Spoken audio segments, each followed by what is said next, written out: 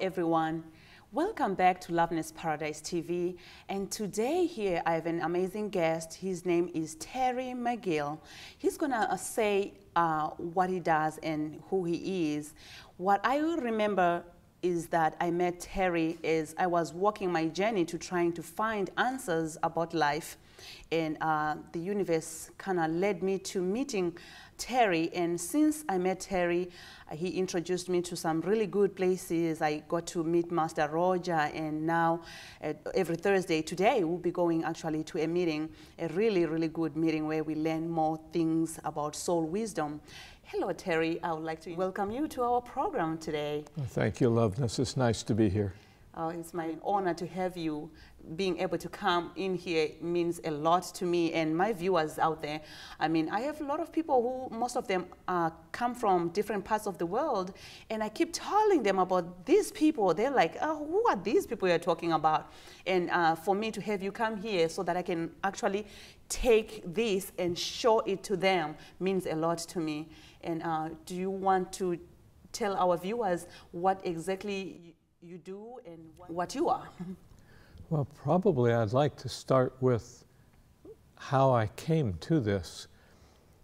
I grew up fairly middle class, or lower class really, America, and went to different Christian churches.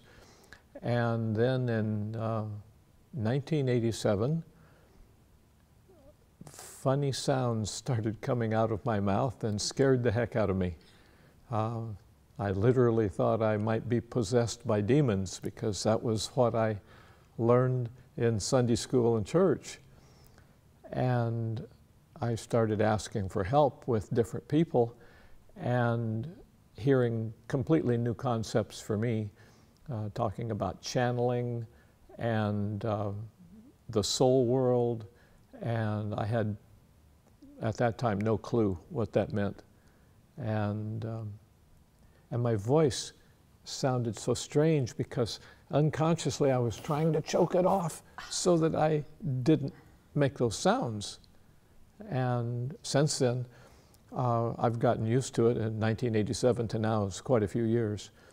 And what I do now is I help people be happier and healthier by showing them how to remove the blockages that they have in different areas of their life. It can be physical health, happiness, relationships, finances, healing their pet, healing their garden.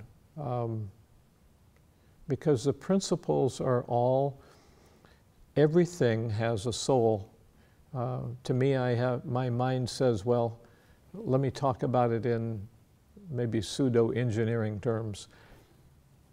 Everything has a signature, an energy, frequency, a vibration.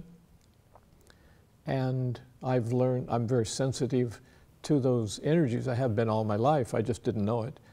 And now that I've begun to pay attention, since back in 1987, I feel and then sometimes see with my eyes closed, so inner vision, what's going on in somebody's life, what their blockages are, why they can't keep a job, or why they can't find the relationship they want. Is that an open third eye? Is that what it is? Partly open, right. Third eye is a term that I hadn't heard, but yes, it's known as third eye, inner vision, or like somebody said, well, you mean you see with your eyes closed? Like, yeah.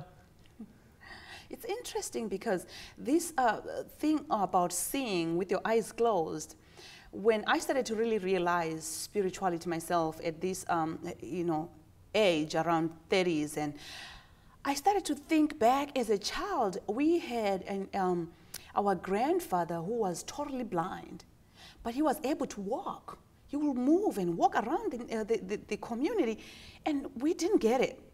And what I heard was that he sees with his heart. So they'll say, oh, don't go next to him and try to get his stuff because he can see you. We're like, no, he can't see. They say, yeah, they say he can see through his heart. It didn't make much sense until recently, which is really amazing. Yeah. People actually do perceive through different places. There was a well-documented story of a woman who went physically blind, but there was a patch of skin on her forehead that actually changed, and she learned how to use the skin on her forehead to see. Wow. like a third eye, but not inside. Wow. Like a physical eye. Oh, it was amazing. So maybe that's why it's called a third eye. Now. Well, no, the third eye is located actually in the center of the head, like straight in from here and straight down from the top. Most people say it's right where the pineal gland is, or yes. pineal. Yes. And that's a different kind of seeing in my experience. It's just completely different. Amazing. So you're saying you can heal things, can help people in healing things, including the garden. That kind of excites me because I just started a garden. I just started a community garden, and it's my first time having a community garden here in America. So I guess I can start trying some of the stuff you do and try to heal my garden. Well, it's not just what I do. It's natural. Everyone is a healer, or can be. But we don't learn anything about it. I sure didn't. They don't teach this in Sunday school. I didn't know much until, you and Master Roger and all the other teachers available out there started really expanding this to me, to understand that everything has a soul, everything can, you can heal everything. You are your own healer. And that just made me feel, wow, amazing stuff here. It is amazing. It's beyond science, huh? I'm still amazed every day, especially to watch people change because they want to, because they practice, and it's not magic. There's simple reasons behind what we do. For example, our hands. In the center of our hands, there are chakras, and they emit energy. And if we're putting our hands out, like some healers, for example, massage therapists, massaging people, they're sending their energy out of themselves. If they don't know how to replenish themselves, they're draining their energy, and they may get bankrupt at some point. That's what happened to me. So you then have the techniques to be able to restore that energy that they are mostly taking out to heal somebody with. Yes. So like you're saying, they're draining themselves. They have to learn these techniques that you know, and others out there that I'm also starting to learn from you and Master Roger and everybody in the group, that you don't just, think about taking care of somebody all the time. Think about you too, because you need to be strong to be able to take that care of that. Well, right. We can't give somebody a drink if our cup is empty. That's right. We can't help them if we don't have any energy. Yes, I'm learning that myself. I mean, this giving selflessly thing, to me, it was just about giving. I didn't understand that during the giving, you have to also be willing to receive. So I'm starting to learn right now to receive. Yes. I've always thought receiving was a little bit a thing of, it's kind of not good for me to always receive, or it's always about others have to receive. But then that's when I'm understanding that when you do that, you're not taking care of yourself.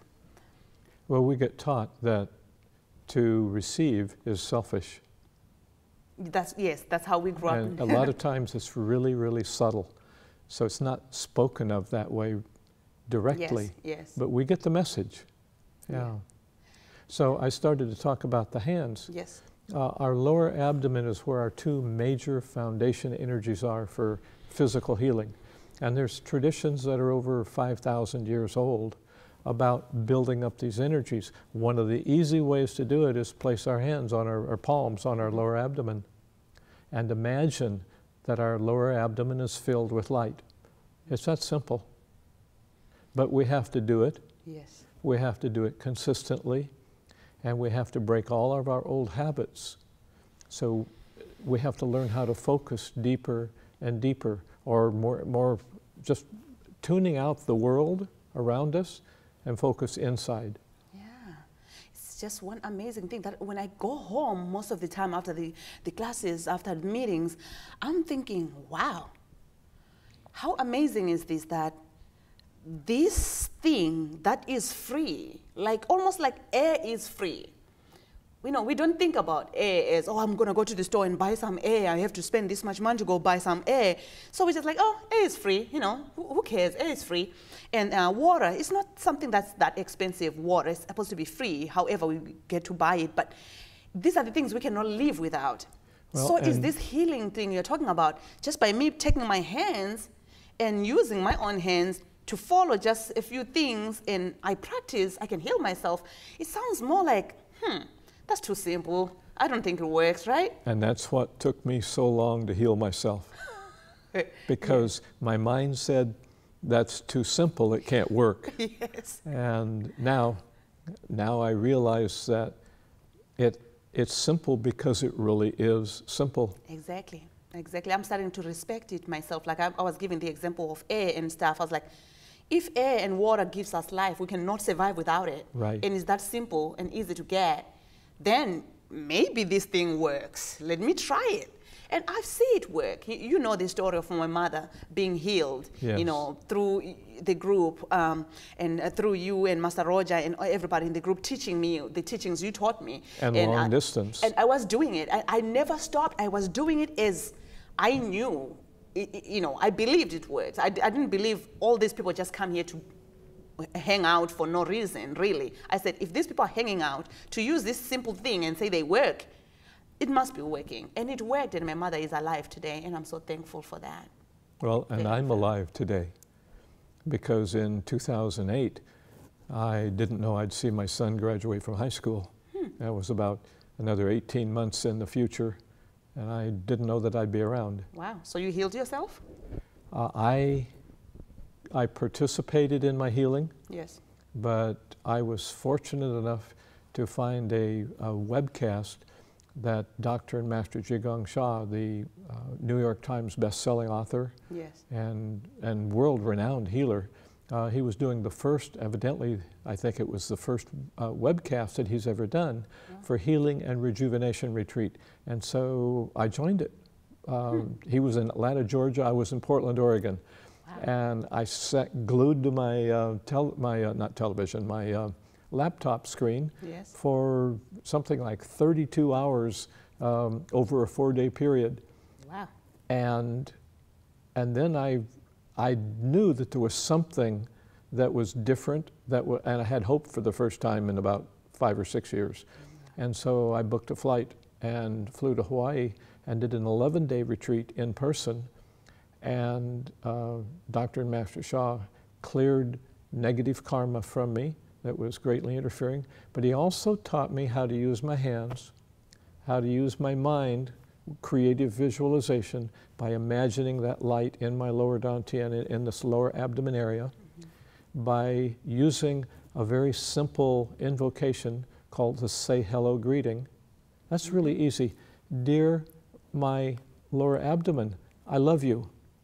You have the power to heal yourself. Do a good job. Thank you. Wow. It sounds so simple, yeah, but it's very effective. And then the fourth power is sound power to chant. When we chant, the sounds that we make vibrate the cells of our body, the organs of our body, and also the spaces between the cells and the spaces between the organs.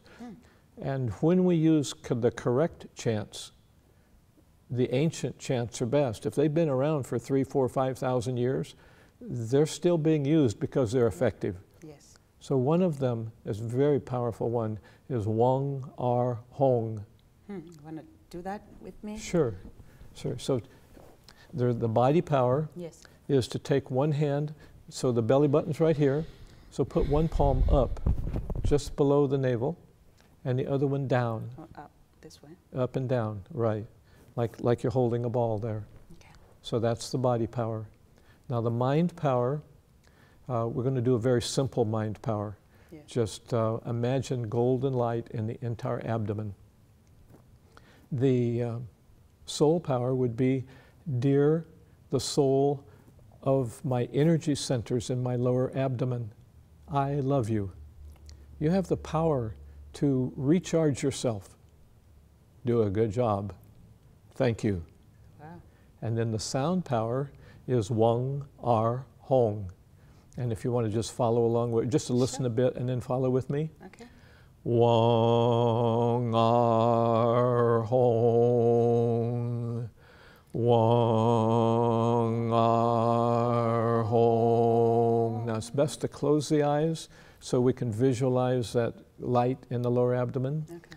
Wong ar hong, wong ar hong. So we would chant this for 15 minutes or more every day. My mentor, my guide who's helped me over the last 6 years regain my health and grow spiritually, he had cancer. He chanted this for 2 hours or more a day, every day. Wow. Not all at once. You don't have to chant that all at once, but 2 hours. Can we know who it is or not? Pardon? Can we know who he is? That's Master Roger Master Givens. Roger. Yes. Wonderful. So the more we chant, well, let me phrase it a different way. If we don't have the healing or the change that we want in our life, we're not chanting enough. We're not doing the practices. So we can want something. It's kind of crude, but my grandmother used to say, you know, you can want in one hand and spit in the other one and see which one fills up first. Yes. Yeah. Wow, so you have to want and know to do it, to keep it. You also have to act. Yes. And you have to act correctly, and you have to act consistently. And that was a really big challenge for me. Wow. Because I really didn't know that it would work. My mind said it was too simple, so I wouldn't do it, so I didn't heal very fast. I know what you mean. I mean, as a student, you know, I'm your student. I remember. You know, there is times where I'm like, oh, I forgot, I guess, but okay, I will do it. But I think once you really put your mind into really wanting to do it, it's doable and it works. I mean, I use the practices myself nowadays, and I see my life changing. You know, you can tell nowadays I'm much healthier than I was before. So yes, you and Master Roger and Master Shah and all the systems you're using really works because you are making us healthier and happier for sure. I'm more happier than I was. Actually, we're not doing it. You're doing it. Oh, I'm doing it. We just show you. You just showed me. Okay, that's right. Thank you so much, Terry. Thank you so much. And yeah, hopefully we can have you back sometime so you can really share with our viewers what else you can share with us. I'd enjoy that. Yes. Thank you. Thank you so much. And thank you, viewers. This is going to be our last program of the day, and we hope to bring you more spiritual healers in this TV station and many more other fun stuff. All positive. It's all about love, peace, and harmony. Bye-bye.